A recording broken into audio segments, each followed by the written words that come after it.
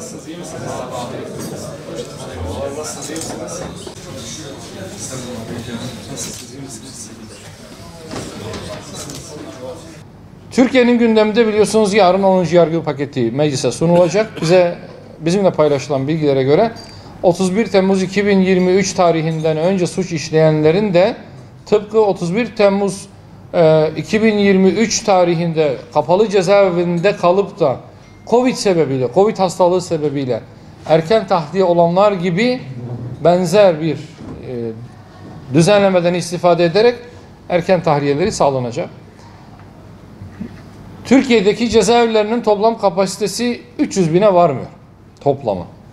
Ama o kadar suç işleyen, yargılanan, mahkum olan kişi var ki bugün cezaevlerinde fiilen 350 binin üzerinde tutuklu ve hükümlü var. Bu zaten kapasitenin üzerinde bir sayı, yönetilemeyecek bir sayı. Hem belki o tür mecburiyetler, hem Covid pandemisi zamanında çıkan düzenlemelerin eşitsizlik oluşturması, yarın meclise sunulacak olan kanun teklifinin temel amaçlarını oluşturuyor. Bu konu birçok kesimin gündeminde. Herkes de bir ikilem içerisinde. Bir yandan suçlular artıyor, suçun cezası olmuyor, cezasızlık algısı var. İnsanlar suç işlemekten vazgeçmiyor. Toplum bu şekilde mağdur oluyor, huzursuzluk oluyor diyoruz. Bir yandan daha bile adına af demiyoruz ama infaz düzenlemeleriyle kanunlar çıkartıp cezaevlerini boşaltıyoruz. Bu kendi içinde bir kısır döngüye dönüşüyor. Ama emin olun, ne af düzenlemesi çıkararak suçla mücadele edilir, ne de mevcut ağır aksak, eşitsiz, adil olmayan infaz düzenlemeleri ve kanunlarımızla biz suçu önleyebiliriz.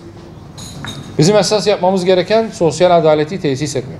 Son ekonomik sıkıntılar da aslında sosyal adaleti ciddi manada bozuyor. Bunu hepimiz görüyoruz. Kapitalist ekonomik küresel sistemin bir parçası olan ülkemizde bunu ne kadar başarabiliriz doğrusu emin değilim. Çünkü biz sürekli borçlanan, geliri giderine yetmeyen bir kamu bütçesiyle sürekli yönetiliyoruz. Bu sürekli borcumuzu arttırıyor, bizi faiz ödemeye mecbur kılıyor. Zaten faiz alıp faiz vermeye başladık mı artık ipin ucu kaçıyor ve bereket de maalesef kalmıyor. Bu kısır döngüden kurtulmamız gerekiyor. Ama bunun için ciddi bir mali disiplin, ciddi bir tasarruf kamu açısından gerekli ama bunu yaptırmaya henüz muvaffak olduğumuzu da söyleyemem.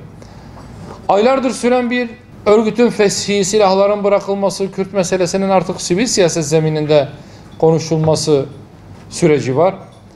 Belli aşamalar kat edildi, memnuniyetle takip ediyoruz.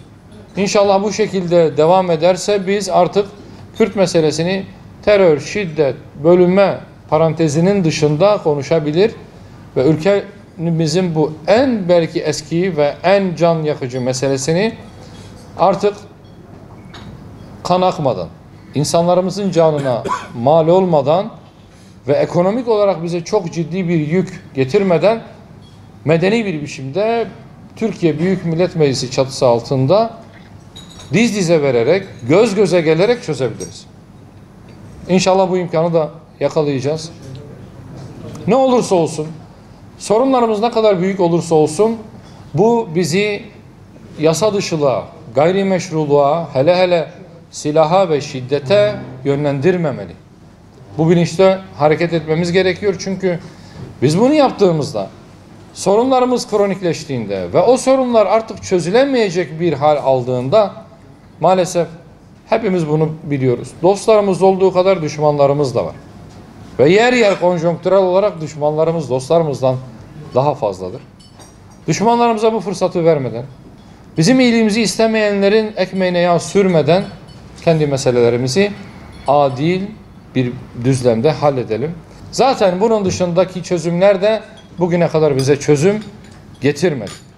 Adı çözümdü ama kendisi çözümsüzlüktü. Bizi bugünlere kadar getirdi. İnşallah önümüzde daha güzel günler var. İnşallah bu meseleyi de suhuletle, barış içerisinde, empati kurarak her iki taraf için de söylüyorum. Çözebiliriz. İnşallah bu imkana da kavuşuruz. Son olarak ben Filistin mevzusuna, Gazze mevzusuna özel bir parantez açmak istiyorum. İşler çok daha kötüye gidiyor. Artık sadece çatışmaların olduğu Kuzey Suriye değil. Güney kısmına da açlık, susuzluk, güvensizlik hakim oldu. Çoluk, çocuk, kadın, çoluk, yaşlı demeden herkes adeta hepimizin gözleri önünde canlı yayında soykırıma uğruyor. Ve bu Siyonist barbar çeteye karşı da hem dünya sessiz, hem İslam alemi sessiz, hem de bizler çaresiz bakıyoruz sadece. Bir şeyler yapmamız gerektiğini biliyoruz.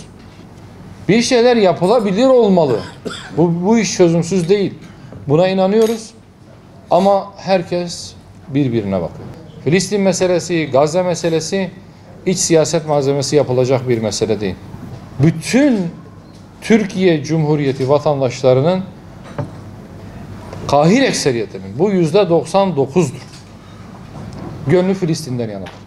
Bir cemaat bir eylem yapıyor. Evet. Ama öbürü başka ayrı bir yerde eylem yapıyor. Öbürü başka bir yerde de eylem yapıyor. Bir birliktelik oluşturamıyoruz. Arabanın üzerine ipotek var, banka hesapları ipotek olmuş. Ama cüzeli 800 TL bir arabanın tekeri bile yapmaz.